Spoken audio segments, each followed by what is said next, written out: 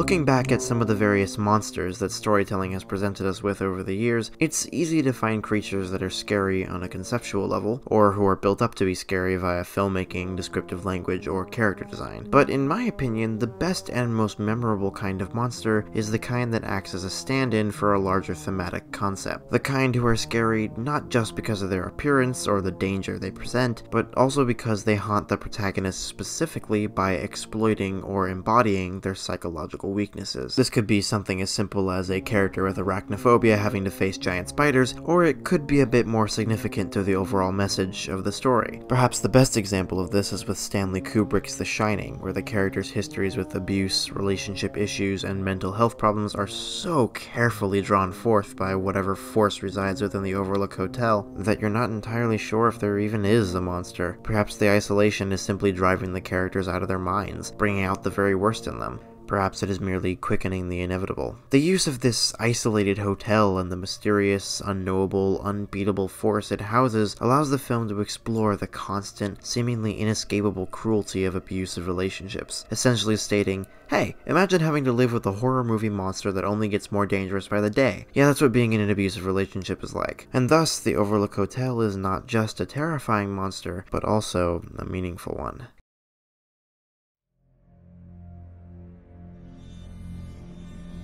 Given the way that RWBY has been repeatedly dipping its toe into horror with its portrayal of the creatures of Grimm, I thought it would be fun to look at them from this perspective. Though they have many subcategories, I think it's best if we first look at the creatures as a general group. The Grimm take on many familiar forms, from animals to mythological beasts to more unique varieties, unified by the visual style of black bodies with white exterior bone structure and glowing red eyes. What's cool about them, though, is that the Grimm are attracted to the rampant negative emotions of humanity, which are often only worsened by their arrival. It does kind of connect to the story's overall theme, since a lot of the lip service of the show has been focused on the weak wills of man and leaders who send their people into chaos for the sake of their own power-hungry agenda. And we just recently learned about how the gods lost faith in humanity and just left, but will return to judge them one last time when the relics are united. The whole story is being framed as this battle against the darker tendencies of human nature, because if the relics are brought together and mankind is deemed just as arrogant, violent, ungrateful, and weak as they were the first time the gods judged them, they will be destroyed. Looking at it from this perspective, the Grimm are actually really thematically important, basically the physical manifestation of humanity's negative aspects coming to destroy them. Their attraction and negativity leading to every bad circumstance being worse could even be taken as a metaphor for how anger breeds anger, violence breeds violence, and hopelessness spirals in on itself. But this deeper meaning is more connected to the overarching narrative and world than it is specifically to the characters. On a scene-by-scene basis, the Grimm at large have mostly been treated as little more than cannon fodder for the impossibly badass huntsmen and huntresses to slay. This isn't necessarily a problem, since they're the antagonists of an action show, not a horror movie. But in that regard, most of the normal kinds of Grimm make a good measuring stick for the stranger varieties that have been straying into horror territory. The Nukkalavi, for example. This thing is definitely scary from a design perspective. Its introduction is built up to with super spooky, poorly worded foreshadowing. Not just anyone. And a very gradual reveal of what it actually looks like. Often it's a red-eyed silhouette in the distance, or a massive shape just out of frame. And regarding its appearance, I mean, just look at it. The thing moves like a twitchy, reanimated puppet. Its mouth is sewn together, and it hunches over in posture as though its lower torso can't support its own weight. But what's especially great about the Nukkalavi is that it takes everything that the Grimm stand for and brings it down to a more individual level, specifically with Ren and Nora. It's a source of raw, negative emotion, drawing forth from Ren's past and anger like we've never seen from him before, and it screams like a banshee to unsettle, to terrify, and to harm. It exclusively heightens the negative emotions it seeks, and with its connection to Ren and Nora's backstory, it serves as a metaphor for something so dreadful, so awful, especially to you specifically, that you lose yourself in anger, drown in your agitation and panic, to such an extent that you can't overcome it, even if you could have had you been calm. But what if we took the exact reverse of that? Something that, rather than heightening your emotions, dampened them. It almost sounds like a good thing, but the creatures of Grimm never are, and Volume 6 demonstrates exactly how such a concept can be horrifying, both conceptually and thematically, with its introduction of a new kind of Grimm. The apathy. Most Grimm are named after mythological creatures or in reference to ancient fairy tales, but these are just a word, apathy. By definition, apathy is a lack of interest, enthusiasm, or concern, but also has a connotation of extreme emotionlessness and lethargy. It's an incredibly fitting name entirely because of the main reason the apathy pose a threat at all. They seem to be somewhat impervious to damage, but they're incredibly slow and aren't even all that aggressive. Those long, spindly limbs look spooky, but they also look pretty weak. The problem is that, just like the Nukkalavi, these guys scream, but rather than striking fear into your heart or hurting your ears, they drain your will to go on.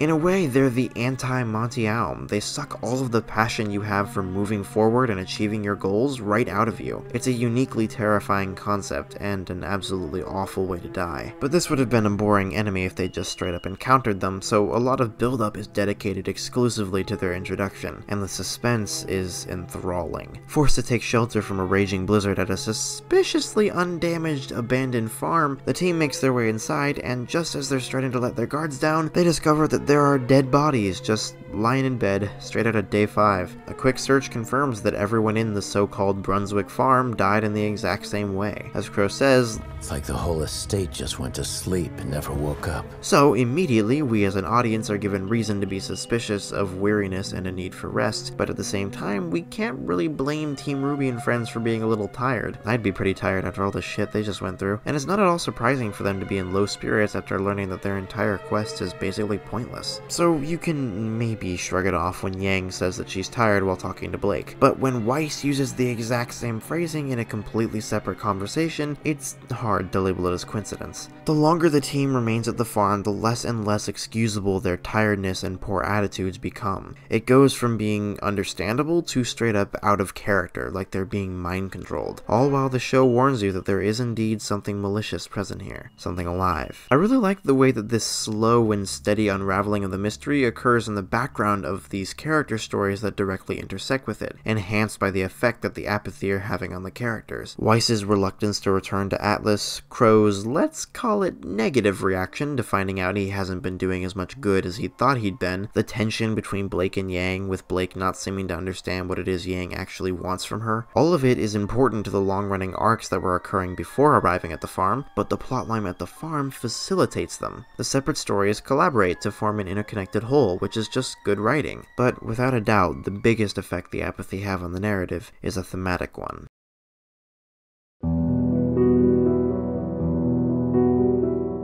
Writer Miles Luna has stated that he's had the idea for this particular story in his head since before Volume 1, and there was no better time for him to finally incorporate it into the show. The team has just been hit with the news that their eventual goal of saving humanity by killing Salem is literally impossible, and thus they have that ultimate existential realization of, oh, it's all pointless anyways. Every metric ton of effort we've poured into this fight, every victory we've achieved, every failure we've suffered, every loved one we've lost, all of it meant nothing. Before now, they'd been pressing forward without really questioning it, thinking, well, I don't want the world to end, and I want to save people, so of course I'll fight the bad guys. But when they're told by a being of infinite knowledge that none of it matters anyway, they slow down enough to ask that question. Why?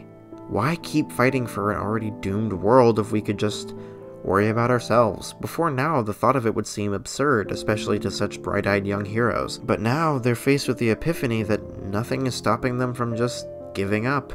They could do it right now if they wanted to. We've all probably had an experience like this in our lives. Once you realize that you could get away with putting less effort into something, or even better, no effort into it at all, the temptation to do so becomes pretty damn hard to resist. And it's that exact temptation that the team is suffering from when they arrive at Brunswick Farm, just in time for the apathy to expedite the process and sink their morale to even lower extremes. The effect they have really emphasizes how abnormal it is for these characters to be so lifeless and dispassionate. Last volume, Yang was bravely standing before her mother, demanding that she give the relic to her, the person with actual strength, rather than selfish stubbornness being labeled as strength, so that she may face down Salem single-handedly when she inevitably comes for her. Now, Yang is trying to convince Ruby to toss that same relic down a well just so that they don't have to deal with it. Indifference has completely taken over, almost as a defense mechanism, protecting them from all the hardship they've faced so far, from the burning passion they feel, and from how much it stings when that passion is exploited to bring them to their knees with despair. It's a little bit like procrastination,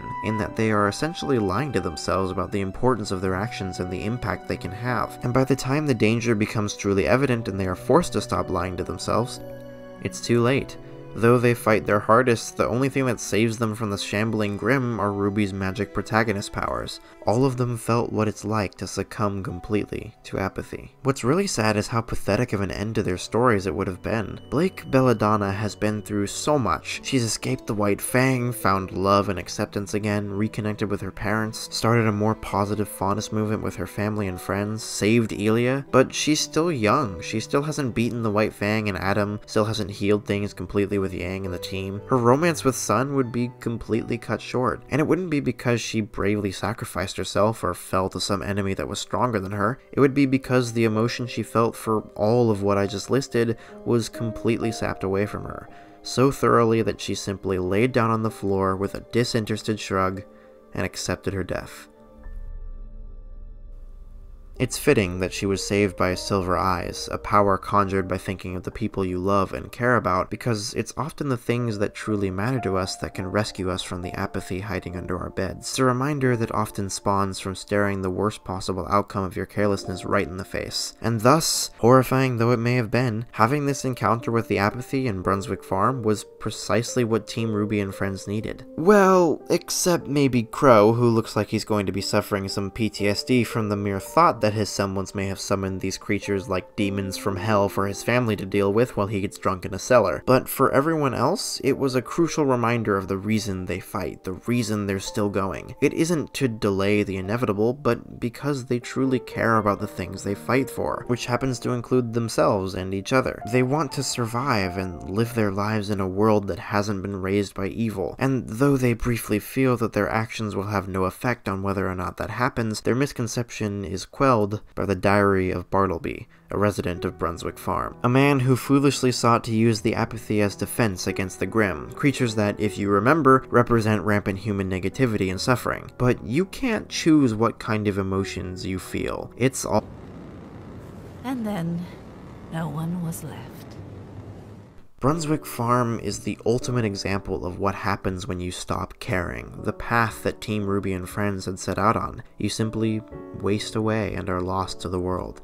And thus it acts as such a critical part of their character growth. When everyone started apologizing for the doubts they'd voiced, accompanied by a piano version of Miracle, which is a song about desperately holding on to faith and hope, I was left on the verge of tears by the genuine emotion of the moment. This little arc was a bit of great character writing and great monster design, but it was also such a fantastic thematic exploration to boot, tackling concepts that were relevant to the story and also wholly meaningful in their own right. What really struck me about it is how much I could relate to their situation. Not that I've ever been snowbound with skeletal monsters in my basement, mind you, but I think that the whole feeling nothing and giving up as a defense from emotional pain thing is a very easy mindset to spiral into, especially around this time of year when you've just about had it with the way your computer keeps breaking right when you tell your sub working on the next video. Yeah, that one's big. And there's still so much school stuff to handle. Oh my god. I'm just so tired. I think I deserve a minute to just lie down and not think. Do nothing. Worry about nothing. Be nothing. Nothing.